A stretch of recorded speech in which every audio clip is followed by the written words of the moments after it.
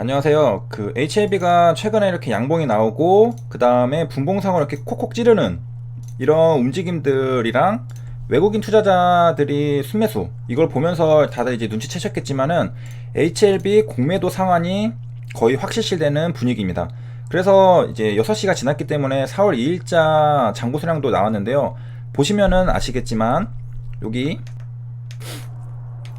3월 31일을 기점으로 줄어드는 수량이 10만 주씩 줄어들고 있습니다. 여기도 10만 주씩. 그래서 기존에는 계속 500만 주대 유지하고 있다. 여기 527만이잖아요.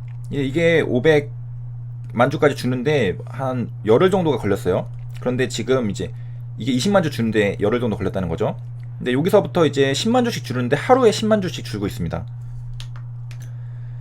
그래서 그동안 이제 HLB가 이제 공매도와 싸워왔잖아요. 기다리고 이제 고대하던 그 날이 이제 다가온 느낌입니다. 그래서 지금 이제 480만 주, 그 다음에 이제 3월 3일, 4월 6일은 이제 또 얼마나 줄었을지를 또 한번 봐야 되겠죠. 그래서 뭐 이건 추측이긴 하지만은 이렇게 콕콕 찌르는 이런 매수세들 있잖아요. 이렇게 순식간에 그 빵 위로 매수하고 다시 내려가고 이런 것들이 아마 공매도 상환하는 물량이 아닐까라고 좀 추측을 해보고 있습니다. 기존에는 이런 움직임이 없었잖아요. HLB에서 이런 움직임이 매일같이 있진 않았습니다. 그런데 신기하게도 이제 공매도 상환이 이제 진행되는 그런 기간과 겹치게 이런 주가 움직임이 보이기 때문에 뭐 추측입니다. 자, 그럼 HLB만 그러느냐? 아닙니다. 지금 바이오 업종에서 이런 일들이 벌어지고 있는데 이거는 셀트리온인데 셀트리온도 4월 2일자에 공매도 잔고가 자릿수가 바뀌었습니다. 게다가 이전에 이제 1000만 주가 있었는데 이게 이제 900만 주로 내려왔기 때문에 이제 100만 주 공매도 상환이 된 거를 확인할 수가 있죠. 그리고 이제 마찬가지로 이거는 셀트리온 헬스케어인데 이것도 이제 계속해서 줄어들고 있는 걸 볼 수가 있습니다. 그래서 3월 31일보다는 조금 적게 줄었지만은 이것도 10만 주 이상 줄은 거거든요. 그래서 기존에 요 밑에 뭐 400만 주 때랑 줄어드는 숫자를 그러니까 증가율을 비교해 보면은 갑작스럽게 이제 감소를 하고 있는 거를 확인할 수 있습니다. 지금 바이오 업종 대부분에서 이런 일들이 벌어지고 있는 건데요. HLB는 외국인이 지금 매수를 하고 있는 걸 알 수 있죠. 그러면은 셀트리온은 어떨까요? 셀트리온도 지금 이렇게 양봉이 나오고 있는데요. 셀트리온도 이렇게 급등하는 이유가 뭐 개인들 뭐 투자자들이 매수를 하는 것도 있겠지만은 지금 공매도도 상환하고 있기 때문에 역시 외국인이 매수를 하고 있습니다. 그래서 한국 증시의 공매도는 거의 주범이 외국인인 거는 이제 다들 아시잖아요. 70%인가? 한 80%의 비중을 외국인 공매도가 차지하고 있습니다. 그러니까 지금 셀트리온에서도 외국인 수급이 지금 강력하게 들어오고 있는데 이것도 이제 공매도 상환이랑 관련이 있다라고 볼 수가 있고 셀트리온 헬스케어는 반대네요.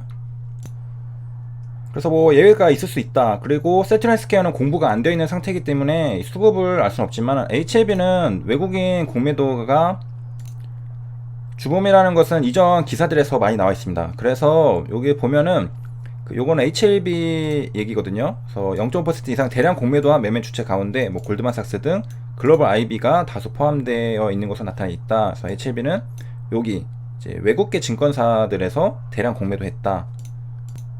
그래서 뭐 이전 기사들 보시면은 이제 아시겠지만 HLB는 외국인이 공매도를 많이 했습니다. 이건 10월 4일자 이제 기사인데요. 그래서 급등 직전 공매도 잔액이 2,700억이었고 그래서 내려가 보면은 공매도 투자자의 상당수는 외국인 투자자로 추정이 된다라고 있습니다. 그래서 과거에 제가 이제 HLB 다룬 지도 이제 꽤 많은 시간이 지난 6개월이 이제 넘었는데요.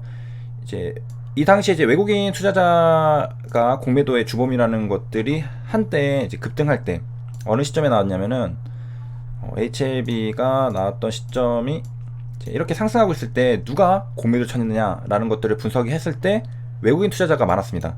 그렇기 때문에 이제 어느 시점에 또 외국인 투자자들이 매수를 한다면은 자 이렇게 말이죠. 외국인이 매수를 하게 된다면은 이거는 이제 공매도 했던 외국인 공매도 세력들이 이제 청산을 하는 게 아닌가라고 추측을 해볼 수 있는 근거가 생긴 거죠. 이런 기사들을 통해서 말이죠. 그다음에 이제 틈틈이 한국 시장 그리고 세계 금융시장, 경제시장에 대해서 뉴스들을 이제 보면서 어떤 상태인지 진단을 하고 있는데요. 일단 이 발권력이라는 말이 나왔는데 이건 무슨 말이냐면 이제 한국은행은 발권력을 가지고 있다라고 이렇게 말을 하거든요. 그 말은 뭐냐면 은행권, 공채권 따위를 채권이죠, 채권. 발행할 수 있는 힘, 그러니까 발행을 할 수 있는 힘을 발권력이라고 말을 합니다. 이거는 이제 어제 저녁에 나온 칼럼인데요. 한국은행도 미 이제 페드처럼 무제한 양적 완화를 해야 한다지만 발권력이 제한적이어서 무리라고 말을 하고 있는데요. 왜 제한적이라고 분석을 했을까? 이 부분은 밑에 내려가 보면은 이제 미국 같은 나라랑 한국은 차이점이 있죠. 기축 통화량 이런 차이점이 있습니다. 그래서 미국 같은 경우에는 양적 완화를 하면은 이게 전부 다 여기 보면은 이제 국채 매입과 기업 대출 및 회사채 매입에 99%를 자금을 집중할 수가 있습니다. 국채 매입과 기업 대출, 회사채 매입. 하지만 이제 한국은행 같은 경우에는 이제 환율도 신경을 써야 되거든요. 그렇기 때문에 자금의 무려 76%가 375조 원인데 이게 외환 보유액에 묶여 있습니다. 그래서 미국의 페드 중앙은행과 한국의 중앙은행인 한국은행의 차이점은 이제 이런 데서 나오는 거죠. 그래서 원달러 환율 급상승과 외환 보유의 급감을 저지하기도 벅차다라는 게 차이점입니다. 그런데 이제 여기다가 금융회사뿐만 아니라 비금융회사 유동성까지 지원을 하라고 하니까 역할이 엄청 막중하죠. 그래서 정말로 좀 집중을 해야 할 시기인데, 자, 그래서 이 차이점으로 인해서 발권력이 제한적이다라고 이제 분석을 한 거죠. 그리고 이제 재밌는 거는 이제 일반적인 은행이랑 다르잖아요. 한국은행은. 그래서 여기 환수된 화폐가 이제 한국은행에 들어오잖아요. 그럼 어떻게 처리가 되느냐 하면은 현금 자산으로 가지고 있는 게 아니죠. 그 뭐 재무제표 보면 현금성 자산 이렇게 있잖아요. 이게 아니라 화폐 발행 부채 감소로 처리를 합니다. 그래가지고 한은행은 현금 잔액이 항상 0원입니다. 그래서 없어요, 현금이. 왜냐면은 화폐 발행 부채로 감소로 이제 딱 처리를 해버리기 때문에 항상 0원입니다. 그래서 현금을 가지고 있지 않습니다. 그래서 신기하게도 기업들만 이런 재무상태표가 있는 게 아니라 한국은행, 중앙은행도 이런 재무상태표가 있습니다. 근데 이제 다른 형태의 부채가 증가하면은 이제 건전성 비율이 악화가 되는데 이게 신뢰성 저하가 되고 외화 수급 불안도 심화됩니다. 그러니까 한국이 조금 불안하다 싶으면은 다 빠져나가는 거죠. 달러로 바꿔가지고 빠져나가게 되니까 불안하게 되는 거죠. 그래서 여기 보면은 언스트앤드 영으로부터 품질 관리 및 심리를 받는 뭐 이거 외부 감사도 의식해야 된다라고 하는데, 여기에 이제 중대한 의문이 있을 경우에는 감사 의견 거절을 해야 되는데, 일반적으로 이제 상장법인 같은 경우에는 이제 의견 거절하면 상장 폐지가 되죠. 그러니까 중앙은행도 그런 비슷한 거를 받을 수 있다라는 우려입니다. 한국은 이게 위험할 수 있는데 이제 기축통화 페드는 다르다라는 거죠. 그래서 화폐 수요가 달러는 누구나 다 갖고 싶어하는 거 달러잖아요. 그래서 통화사업을 요구하는 국가가 늘기 때문에 이제 발행을 해서 계속 해외로 보낼수록 이제 미국 기업에 대한 자금 공급 능력은 확대된다라고 합니다. 그 다음에 이런 뭐 특수한 구조도 있다는데, 미국에서 이제 코인을 직접 발행해서 페드에 매각한다고 합니다. 그러니까 코인이 여기 있다고 하면은 이거를 페드에 넘기면 페드는 이제 돈을 주겠죠. 뭐 같은 돈 아니냐라고 할 수 있는데, 이거는 이제 달러를 말하겠죠. 이 달러. 그래서 이런 코인 같은 거를 해서 페드 매각하면은 이 달러가 풀리는 거죠.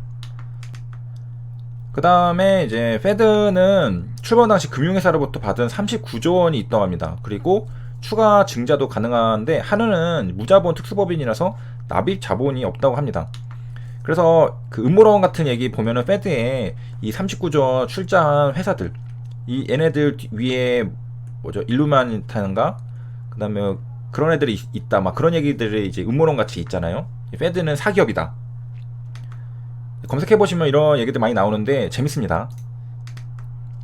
그래서 한국 같은 경우에는 신경 쓸 게 많다는 거죠. 그래서 발권력이 이제 제한적인데 이런 양적 완화 부담을 계속 씌우면은 이게 국가 채무가 이제 산더미처럼 쌓이게 되고, 그러면 신용도가 떨어지면은 더 악화될 수 있는 거죠. 그래서 그 중간을 잘 선정을 해야 되는 건데 이게 어려운 거죠.